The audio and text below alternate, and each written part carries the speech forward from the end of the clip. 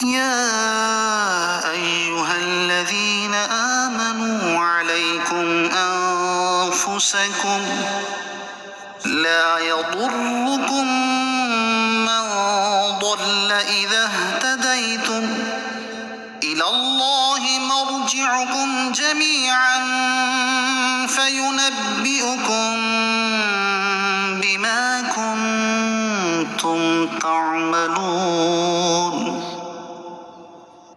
اے ایمان والو، تم اپنی جانوں کی فکر کرو۔ جب تم ہدایت پر ہو تو گمراہ ہونے والا تمہارا کچھ نہ بگاڑے گا۔ اللہ ہی کی طرف تم سب کا لوٹنا ہے، پھر وہ تمہیں بتا دے گا جو تم کرتے تھے۔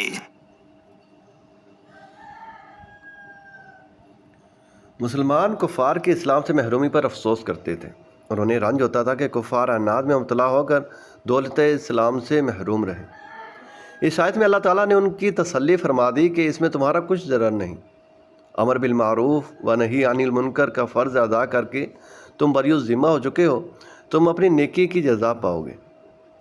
حضرت عبداللہ ابن مبارک رحمۃ اللہ تعالیٰ علیہ نے فرمایا، اس آیت میں امر بالمعروف و نہی عن المنکر کے وجوب کی بہت تاکید کی ہے، کیونکہ اپنی فکر رکھنے کے معنی یہ ہیں کہ ایک دوسرے کی خبر گیری کرے، نیکیوں کی رغبت دلائے اور بدیوں سے روکے۔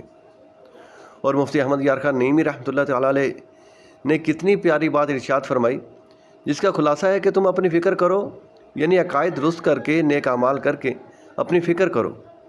اعمال میں تبلیغ بھی شامل ہے، لہذا جو قدرت کے باوجود تبلیغ نہ کرے وہ براہ پر ہی نہیں۔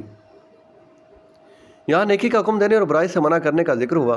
اس کی مناسبت سے ہم یہاں نیکی کا حکم دینے اور برائی سے منع کرنے کے بارے میں 3 احادیث ذکر کرتے ہیں۔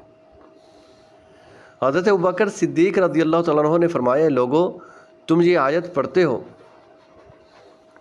یا ایھا الذین آمنوا علیکم انفسکم لا یضرکم من ضل اذا اہتدیتم، اور میں نے رسول اللہ صلی اللہ تعالیٰ علیہ وآلہ وسلم سے سنا ہے کہ جب لوگ ظالم کو ظلم کرتے دیکھیں اور اسے ظلم سے نہ روکیں تو قریب ہے کہ اللہ تعالیٰ ان سب کو عذاب میں مبتلا کر دے۔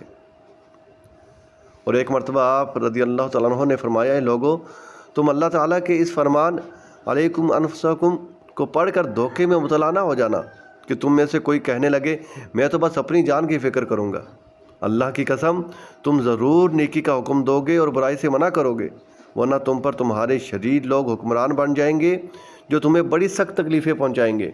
پھر تمہارے نیک لوگ دعا کریں گے بھی تو ان کی دعا قبول نہ کی جائے گی۔ حضرت ابو درداء رضی اللہ تعالیٰ عنہ فرماتے ہیں، لوگوں تمہیں لازمی طور پر نیکی کا حکم دینا اور برائی سے روکنا ہوگا، ورنہ اللہ تعالیٰ تم پر ظالم حکمران مسلط کر دے گا جو تمہارے بڑوں کی بزرگی کا خیال نہیں رکھے گا اور تمہارے چھوٹوں پر رحم نہیں کرے گا۔ تمہارے نیک لوگ اس کے خلاف دعا مانگیں گے لیکن ان کی دعا قبول نہ ہوگی، اور تم مدد مانگو گے لیکن تمہیں مدد نہ ملے گی۔